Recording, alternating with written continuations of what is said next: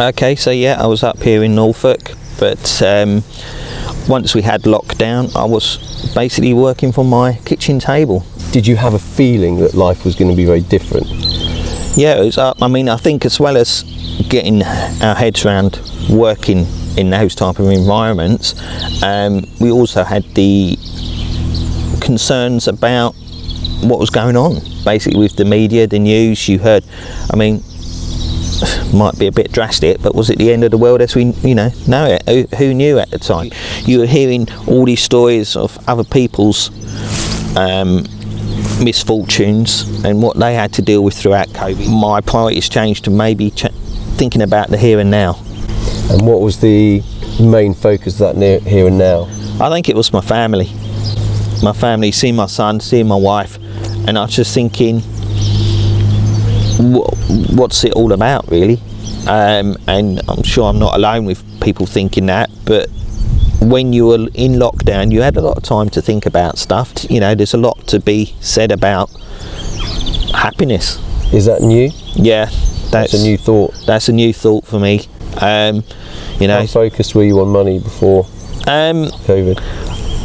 I'd never been into having a flash car or, you know, all these fantastic exotic holidays and spend, but it was always helps us have a comfortable life. Yeah. And there is that thing, isn't there? If you're working hard, you do feel like you almost need to reward yourself.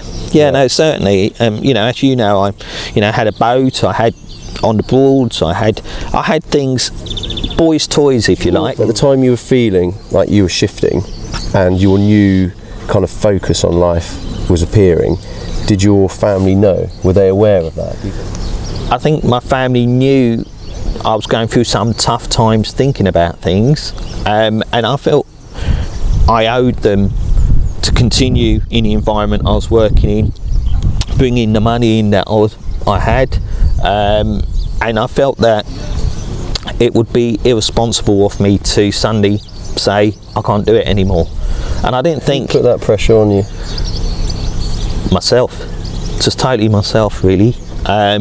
But it wasn't until I actually spoke to people and I spoke to medical professionals that I realised that actually I had, been going through and was still going through some quite severe, mental health issues. What kind of depth? You mean feeling sort of depressed or? Severe anxiety and depression. I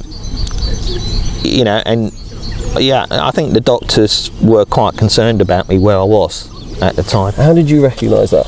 What was the key? Was there a trigger? Was there a key moment where you thought, I'm struggling with things? Yeah, I've always been quite an emotional chap, and I was just bursting into tears just for no reason, really. You know, maybe I'd be, on the train on the way home or I'd be in tears, and I wouldn't be sleeping. My whole work-life balance was just all over the place. So it's hard to hear that, and I feel really sad because we've been mates for a long time, and I feel like I wasn't there for you.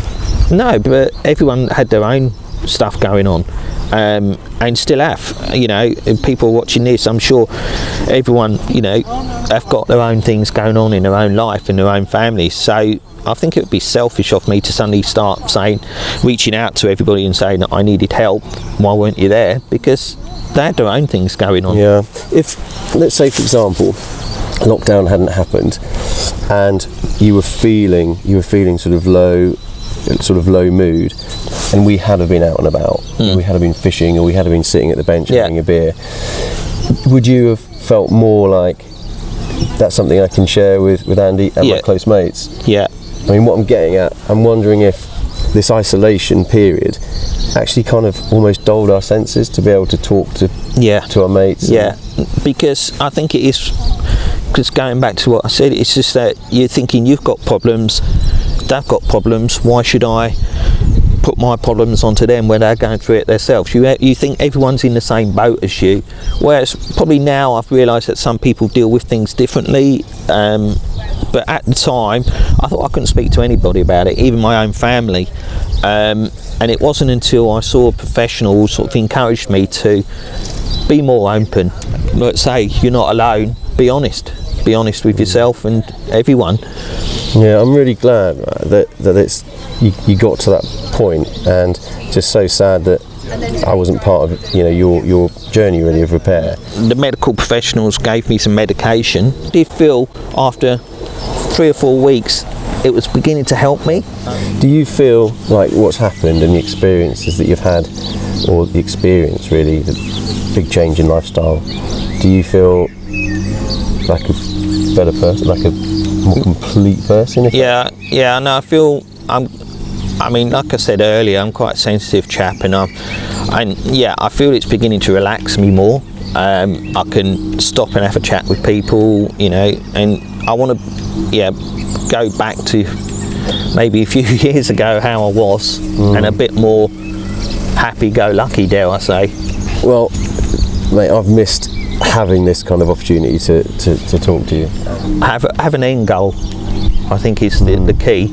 And like I say, you know, I probably wouldn't be where I am today if it weren't for the fact that some of these, you know, luckily the people I work for had all that support network in place to help.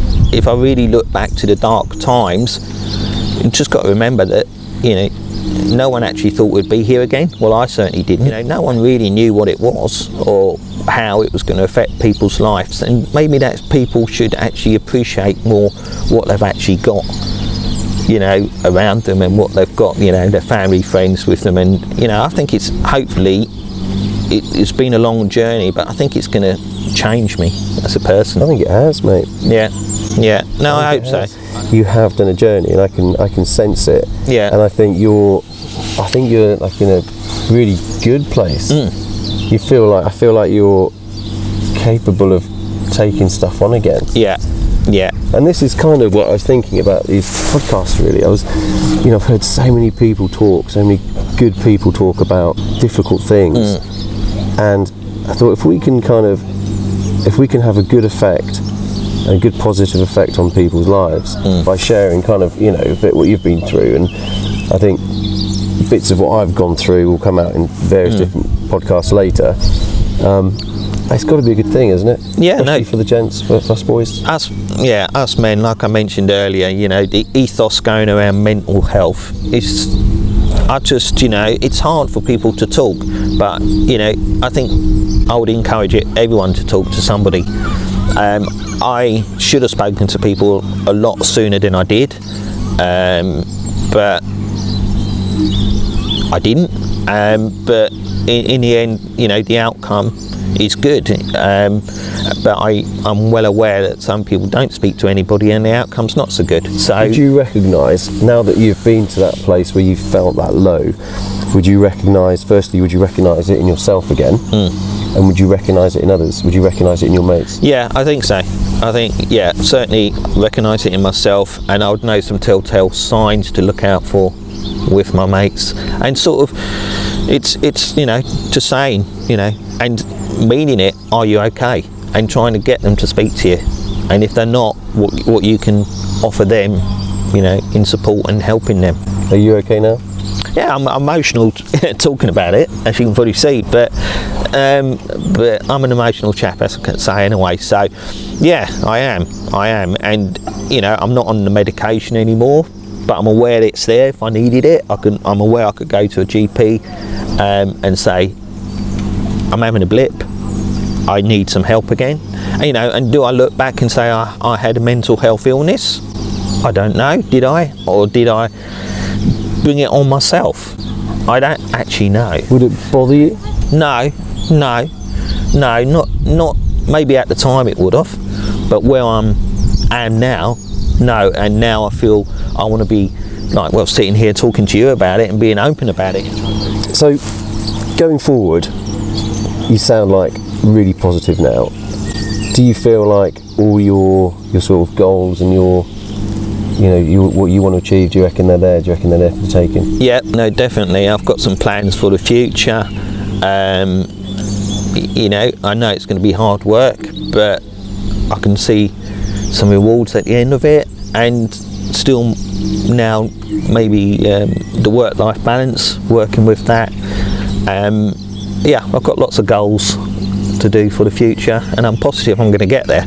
So I'm not anyone's going to hand it to me on a plate. I know I've got to work for it, but I'm confident I can do that. I think you are, mate. I think you're there. Yeah. Yeah, it's good to see you back. What I'm looking to explore is just, you know, how we felt and how we feel now. Yeah. Because it was a tough journey for a lot of us, really. Yeah, yeah, and like I say, I feel lucky I've come out of it the way I have. You know, I know there's loads of people, thousands of people have lost loved ones, and I honestly do feel for them. So, you know, who knows really what they're going through, but I'll just encourage people to talk about it, and if they can get help, get help.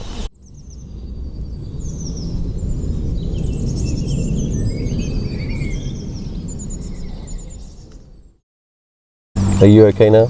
Yeah, I'm emotional talking about it. I would encourage everyone to talk to somebody. You know, there's a lot to be said about happiness.